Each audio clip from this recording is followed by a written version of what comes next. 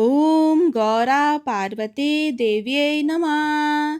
हर हर महादेव। नमस्कार दोस्तों, मेरा नाम है दीप्ति और आज मैं आपके साथ शेयर कर रही हूँ बहुत ही सरल और संपूर्ण पूजा विधि हरतालिका तीज की। आप सभी को हरतालिका तीज व्रत की हार्दिक शुभकामनाएं। ये जो व्रत होता है बहुत ही कठिन होता है, निर्जला व्रत रखा जाता है। ये जो पूजा होती है इस व्रत में शिव जी, पार्वती माता और गणेश जी का पूजन किया जाता है। और ये जो व्रत होता है वो भादो मास की शुक्ल पक्ष की तृतीया को रखा जाता है। तो जहाँ पर भी आपको पूजा करना है वहाँ पर अच्छी तरीके से साफ सफाई कर लें। जिस भी कोने में आप पूजा कर रहे हैं उसमें विशेषकर इस बात का ध्यान रखिए कि आपका मुख पूरब की तरफ होना चाहिए। और आप जहाँ पर पूजा कर रहे हैं वहाँ एक चौक पूर लें। चौक नहीं पूर पा रहे हैं या आता नहीं है आपको तो हल्दी से आप स्वास्तिक भी बना सकते हैं। उस पे थोड़े से अक्षत और जो कुमकुम होता है हल्दी के साथ वो भी ज़रूर छिड़किएगा।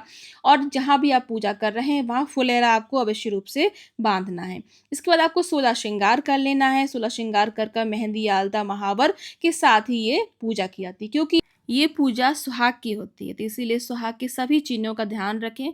आपको मंगलसूत्र, बेंदी, महावर, आलता, पायल, बिछिया, चूड़ी सभी चीज़ों के साथ आपको सज-सवर लेना है। तो देखिए, सबसे पहले तो आपको संकल्प लेना है। सुबह की जो पूजा होगी वो साधारण होती है, जैसे कि आप पूजा करते हैं वैसी ही होगी। उसके बाद आपको ये जो पूजा करना है वो प्रदोष काल में करनी है। इसके बाद आपको यहाँ पर पटा बिछा लेना है, उसके ऊपर लाल वस्त्र बिछा लेना है। माता की और शिव जी की और गणपति जी की जो भी आपके पास प्रतिमा हो उसको यहाँ पर स्थापित कर लीजिए। मेरे पास फ़ोटो है तो मैंने यहाँ पर एक छोटे से पट्टे के ऊपर उनको स्थापित कर लिया है। एक आपको कलश ले लेना है। यहाँ पर मैंने एक लोटा ले लिया है, चांदी का लोटा है। आप पीतल का, तांबे का, कांसे का कोई भी ले सकते हैं। इसके बाद आपके कंठ में उसकी मौली बांध लें। इसके नीचे अष्टदल कमल बना लिया है हमने चावलों से। अक्षत जो भी लें ध्यान रखिएगा वो साबुत होने चाहिए, टूटे नहीं होने चाहिए। इसमें जो जल भरा है उसके साथ 2 बूंद गंगा जल की अवश्य रूप से डाल लीजिएगा। इसके साथ ही आपको इसमें कुछ चीज़ें जो डालना ज़रूरी है, आवश्यक है, जैसे कि हल्दी, सुपारी की गांठ, सिक्का, कुछ चावल, कुछ फूल और एक कमलगट्टा। इसके बाद हम पंच पल्लव यहाँ पर स्थापित कर देंगे। मैंने यहाँ आम के पत्ते लिए हैं। अगर आपको आम के पत्ते ना मिले तो आप अशोक के पत्ते भी ले सकते हैं। उनको भी टीक लिया है। उसके बाद मैंने एक पूर्ण पात्र रख लिया है। आप चाहें तो यहाँ पर जो श्रीफल होता है वो भी यहाँ पे स्थापित कर सकते हैं, लोटे में डाल सकते हैं। बस ध्यान रखिएगा जो उसका मुख है वो आपकी तरफ या फिर ऊपर की तरफ होना चाहिए। उस पर भी चुनरी या फिर एक कलावा ज़रूर बांध लीजिएगा। मैं यहाँ दीप कलश बना रही हूँ क्योंकि जो ये दीपक है वो रात्रि भर जलेगा, क्योंकि ये जो व्रत होता है, ये जो पूजा होती है इसमें विशेष महत्व होता है रात्रि जागरण का। रात भर जाग कर आपको ये जो व्रत है उसका पालन करना है। तो देखिए आपने दीपक को हम जला लेंगे, इसके बाद हमारी जो पूजा है वो शुरू होगी। तो सर्वप्रथम हम अपने शिव जी का अभिषेक करेंगे। इसमें 4 बार पूजा की जाती है, यानी कि 4 पहर की पूजा की जाती है। तो आपको चारों बार ऐसे ही पूजा करना है। आप चाहें तो पंचामृत से अभिषेक करा सकते हैं और नहीं तो आप कच्चे दूध और दही से भी अभिषेक करा सकते हैं। तो सबसे पहले हमने गंगा जल से अभिषेक करा दिया है हमारे शिव जी का, गणपति जी का और पार्वती माता का। और फिर इसके हम दूध से अभिषेक करेंगे। कच्चे दूध में ही आपको दूध, दही, घी, शहद, शक्कर आप मिलाकर रख सकते हैं, जिससे आप चारों पहर की पूजा आसानी से कर सकें। इसके बाद हमने फिर से जल से उनका अभिषेक कर दिया है। इसके बाद आप सबसे पहले गणपति जी का पूजन करें। हाथों में कुछ अक्षत और पुष्प लेकर आवाहन कर लीजिए। मन ही मन में भी आप आवाहन कर सकते हैं कि हे प्रभु जी, आज मैंने आपका यह व्रत रखा है, हमारा व्रत सफल कीजिएगा। कोई भी त्रुटि, कुछ भी कमी रह जाती है अगर पूजा व्रत में तो उसे क्षमा कीजिएगा। तो देखिए सबसे पहले हमने गणपति जी का पूजन किया। हमारे जो कलश है उसको भी हम टीका लगाएंगे, उस पे स्वास्तिक बनाएंगे। जो हमारा पूर्ण पात्र है उसको भी टीका लगाएंगे। दीपक का भी हम पूजन कर लेंगे। हमेशा ध्यान रखिएगा जब भी आप कलश की स्थापना करते हैं उसका पूजन अवश्य रूप से कीजिएगा, उसको भी अच्छी तरीके से टीका लगाइएगा। ऐसा नहीं है कि आपने सिर्फ एक बार स्वास्तिक बना दिया तो हो गया। जब स्वास्तिक हम बना लेते हैं तो उसका भी हमें एक बार पूजन ज़रूर करना चाहिए। अब हमारे शिव जी का भी हम पूजन कर लेंगे, तो उसमें हम सफ़ेद चंदन का इस्तेमाल करेंगे। ध्यान रखिएगा सफ़ेद चंदन शिव जी को बहुत प्रिय होता है। तो अगर आपके पास लकड़ी वाला चंदन हो तो उसको घिस लीजिए, नहीं तो आप पाउडर वाला भी इस्तेमाल कर सकते हैं। तो हमने देखिए जो शिव जी हैं उन पर ओम लिख दिया है। माता पार्वती को, गणपति जी को सिंदूर अर्पित करेंगे और यहाँ पर जो हमारे अक्षत होते हैं, उसको धोकर पहले से रख लें, ध्यान रखिएगा। साबुत अक्षत ही लेना है, तो वो हम अर्पित करेंगे। ओम नमः शिवाय का जाप आप करते रहें। ये जो पूजा होती है बहुत कठिन होती है, जो व्रत होता है बहुत कठिन होता है। ऐसा माना जाता है कि जो भी जातक, जो भी स्त्री अगर हरतालिका तीज का व्रत रखती है, उस पे शिव जी की विशेष कृपा होती है, माता पार्वती की विशेष कृपा होती है, क्योंकि ये जो व्रत होता है माता पार्वती ने रखा था सर्वप्रथम शिव जी को पाने के लिए, उनको प्रसन्न करने के लिए। तो उन्होंने जंगल में रहकर जो भी उनको फूल पत्तियाँ मिली, उनसे ही उनका अभिषेक पूजन किया और उनको प्रसन्न किया। तो आपको यहाँ पर अकौवे के फूल, धतूरे के फूल, उनकी पत्तियाँ, गुलाब के फूल और जो भांग धतूरा और जो भी आपको पुष्प मिलते हैं, जैसे हरश्रृंगार के पुष्प उनको बहुत प्रिय होते हैं। आप जो अपराजिता के पुष्प होते हैं, वो उनको बहुत प्रिय होते हैं। बेलपत्र, शमी सभी चीज़ें आप उनको अर्पित करें। जो भी जितना भी आपको मिल सके उतने अच्छे से अच्छा कीजिए।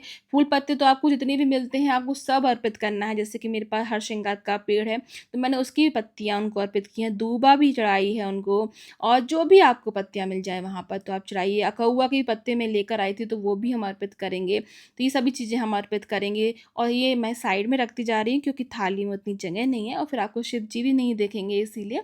तो देखिए माता पार्वती को हमने लाल पुष्प अर्पित किया है, गणपति जी को पीला पुष्प अर्पित किया है। तो ये जो पूजा होती है वो 4 पहर की होती है। तो पहली जो आपको होम लगाना है, पहली जो पूजा करना है वो रात्रि में 8 बजे कर लेना है।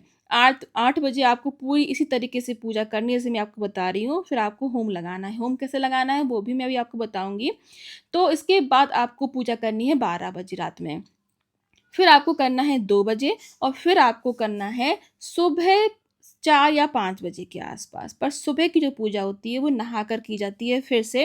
स्नान कर लें आप, स्वच्छ वस्त्र पहन लें, उसके बाद पूजा की जाती है क्योंकि हमें माता से सुहाग भी लेना होता है। ऐसा कहा जाता है कि सुहाग लेने के बाद हम नहा नहीं सकते, इसीलिए आप पहले नहा लें, फिर पूजन करें, होम लगाएँ और फिर आपको सुहाग लेना है। सुहाग कैसे लेना है वो भी आपको लास्ट में मैं बताऊँगी। तो देखिए इसके बाद मैंने एक यहाँ पान का पत्ता लिया है, पान के पत्ते के ऊपर मैंने लघु नारियल और लघु शंख यहाँ पर रखा है, उसका हम पूजन करेंगे। ये ऑप्शनल है पर अगर आपके पास हो तो ये बहुत ज़्यादा ज़रूरी माना जाता है क्योंकि किसी भी पूजा में नारियल का रखना बहुत ज़्यादा शुभ होता है। अगर आप बड़ा नारियल रखना चाहते हैं तो आप बड़ा भी रख सकते हैं पर हर जगह बड़ा नारियल मिलता नहीं है। कभी-कभी पूजा में, इमरजेंसी में या अर्जेंसी में करनी पड़ती है तो उस समय पास नारियल नहीं होता है। इसलिए आप हमेशा आप ये एक लघु नारियल ज़रूर रखें तो आपकी जो पूजा है वो संपन्न मानी जाएगी, संपूर्ण मानी जाएगी।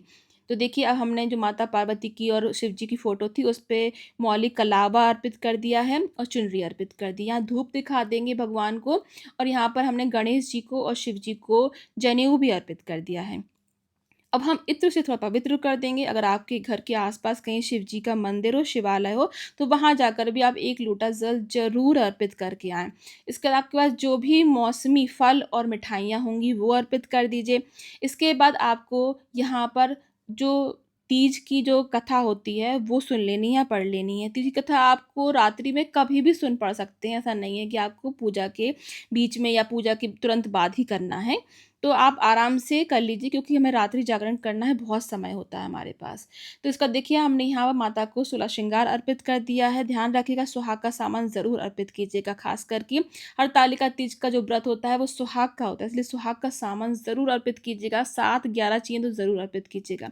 इसके हमने जो चीज़ें रखी थी यहाँ पर लघु नारियल, लघु शंख इसको हम पूज लेंगे। मौसमी जो फल होंगे वो अर्पित कर दीजिए। बहुत सारी जगह पर यहाँ पर जो बेसन के और मैदे के और जो भी मीठे पकवान बनाए जाते हैं तो वो भी रखे जाते हैं। तो अगर आपके यहाँ ऐसा होता तो आप तैयारी पहले से कर कर रखें सभी चीज़ों का भोग लगाने के लिए। इसके बाद देखिए यहाँ पर हमने जो दक्षिणा है वो अर्पित कर दी। अपनी सामर्थ्य के अनुसार आप दक्षिणा अर्पित कर सकते हैं क्योंकि हमारी दक्षिणा इसलिए अर्पित करते हैं, इसलिए अगर हमारी पूजा में कोई कमी रह जाती है तो पूरी हो जाती है। बाद में इसको आप किसी भी पंडित को या ब्राह्मण को दे दीजिएगा। फिर देखिए एक होम लगाने के लिए हमने यहाँ पर हवन कुंड में गोबर का सूखा हुआ उपले को गर्म कर लीजिए, अच्छी तरह से जला लीजिए और फिर उसके बाद आप उसको इसमें रख लीजिए। पहले हम आचमन करेंगे, अग्निदेव का आवाहन करेंगे, उसके बाद उसको जला लेंगे, कपूर डाल के आप जला सकते हैं। ध्यान रखिए जब हम शुरू कर लेते हैं एक बार हवन तो उसमें माचिस ना लगाइएगा। इसके बाद देखिए हम उसको फूल अर्पित करेंगे, तो सर्वप्रथम 5 आहुति आपको देना है शुद्ध देसी घी से। अगर आपके पास हवन सामग्री भी नहीं है तो सिर्फ़ देसी घी से भी आप होम लगा सकते हैं। 5 बार आहुति देना है देसी घी से और आपके पंचदेव का नाम, गुरु मंत्र, गुरु देवता का मंत्र, आपका गोत्र, आपके पति का नाम, आपका नाम, पूर्वजों का नाम आप यहाँ पर बोल सकते हैं। जो भी मंत्र आते हों आपको बोल सकते हैं। कुछ भी नहीं आता तो ओम नमः शिवाय की 5 आहुति आप कर लीजिए। 3 उँगली से आपको ये हवन हमेशा करना चाहिए, ध्यान रखिएगा।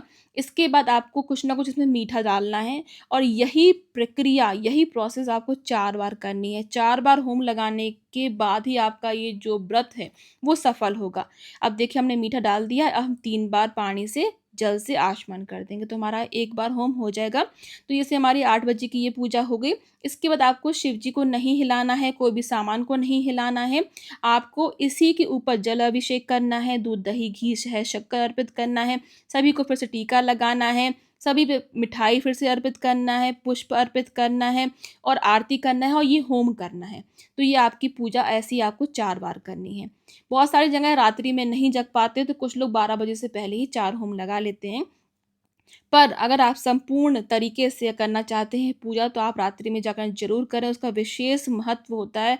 पूजा का पूर्ण फल अगर आपको चाहिए तो आप रात्रि जागरण भी कीजिए और जैसे मैंने आपको बताया वैसे होम लगाइए, 4 बार पूजा कीजिए। क्योंकि मैं ये जो पूजा है शादी से पहले से करते आ रही हूँ, व्रत रखती आ रही हूँ तो मेरे इस बार 14 वर्ष पूरे हो जाएँगे इस व्रत को रखते-रखते। तो आप बहुत अच्छी तरीके से कर सकते हैं। घर के आस-पास अगर आपके यहाँ कोई ये मंडप ये रखते हैं, फुलौरा बाँधते हैं, तो आप वहाँ जाकर पूजा कर सकते हैं, नहीं तो आप घर पर भी कर सकते हैं। मैं हमेशा अपने घर पर ही पूजा करती हूँ, रात्रि में जागरण करती हूँ, चाहे कोई भी ना हो, मैं अकेली भी जग जाती हूँ क्योंकि मुझे ये व्रत बहुत ज़्यादा पसंद है और मुझे इसमें बहुत आनंद आता है ये व्रत रखने में। तो मैं साल भर इंतज़ार करती हूँ इस व्रत का, इस तरीके से मैं व्रत करती हूँ, वही मैंने विधि बताई है जो मैं हमेशा करती हूँ। उसके बाद आप कथा पढ़ लीजिएगा, हाथ में थोड़े पुष्प अक्षत लेकर कथा सुन लीजिएगा। आपको कथा की जो पूरी कथा है वो वीडियो मेरे चैनल पर मिल जाएगी, आप वो सुन सकते हैं क्योंकि मैं खुद एक पंडित हूँ तो आपको पूर्ण फल की प्राप्ति होगी। मैंने यहाँ कपूर से आरती की है, आप घी की बाती जलाकर भी आरती कर सकते हैं, अपने पल्ले से प्रणाम कर लें, हाथ जोड़कर प्रार्थना कर लें और सबसे आखिरी में आपको सुहाग लेना है। सुहाग आपको सुबह लेना है, ध्यान रखिएगा। आपको नेक्स्ट मॉर्निंग में नहा धोकर जब आप पूजा कर लें, उसके बाद आपको सुहाग लेना है, आखिरी जो पूजा होती है उसके बाद। तो हमारे यहाँ जो सिंदूर होता है नारंगी वाला उससे सुहाग लिया जाता है और जो साड़ी का पल्ला या चुनरी का होती है उसके किनारे को आपको इस तरीके से अपनी सबसे छोटी वाली उँगली से उल्टे हाथ की सबसे छोटी वाली उँगली से सुहाग लेना होता है। माता पार्वती को 7 बार लगाकर 5 बार आप अपनी मांग में इसको भर लीजिएगा और हाथ जोड़कर प्रार्थना कीजिएगा कि आपका जो व्रत है उसको सफल कीजिएगा। कोई भूल हो गई तो उसे माफ़ कीजिएगा। आई होप कि आपको ये वीडियो अच्छा लगा होगा। अगर आपके मन में कोई भी क्वेश्चन हो, प्रश्न हो तो आप मुझसे कमेंट करके पूछ सकते हैं। मैं जल्दी से जल्दी आंसर करने की कोशिश करूँगी। आप सभी का बहुत-बहुत धन्यवाद। माता पार्वती, शिव जी की कृपा हम सब पर ऐसे ही बनी रहे। दोस्तों, ये जो व्रत होता है वो कुँवारी कन्याएँ भी रखती हैं, सुहागन स्त्रियाँ भी रखती हैं। सुहागन स्त्रियाँ अपने सौभाग्य की अखंडता के लिए रखती हैं और कुँवारी कन्याएँ अपने मन माफ़िक, अपने मन वांछित वर को पाने के लिए, घर वर को पाने के लिए ये व्रत रखती हैं और यकीन मानिए उनका जो ये व्रत है अगर सच्चे मन से वो रखती हैं तो उनके मन माफ़िक उनको वर ज़रूर प्राप्त होगा। तो ये जो व्रत है इस वर्ष 6 सितंबर को रखा जाएगा, ध्यान रखिएगा, डेट आप नोट कर लीजिए। और यह जो व्रत होता है बहुत कठिन होता है, सोच समझ कर उठाइएगा क्योंकि ये व्रत छोड़ा नहीं जाता है। भगवान शिव का बहुत ही पसंदीदा व्रतों में से एक है, सबसे पसंदीदा व्रत उनका हरतालिका तीज है। अगर आप शिव जी को प्रसन्न करना चाहते हैं तो ये व्रत ज़रूर रखें और सच्चे दिल से रखें। आप यकीन मानिए आपके सभी काम बनेंगे, ऐसा मेरा खुद का मानना है। तो चलिए आज का ये वीडियो मैं यहीं समाप्त करती हूँ। आई होप कि आपको ये वीडियो अच्छा लगा होगा। अगर आपको कोई भी क्वेश्चन हो आप ज़रूर पूछिएगा। आप कहाँ से मेरा ये वीडियो देख रहे हैं ज़रूर बताइएगा। इस वीडियो को लाइक करना बिल्कुल भी ना भूलिएगा और ज़्यादा से ज़्यादा लोगों को शेयर कीजिए जिससे सही विधि उनको प्राप्त हो सके, जान सकें वो। आप सभी का बहुत-बहुत धन्यवाद। हर हर महादेव।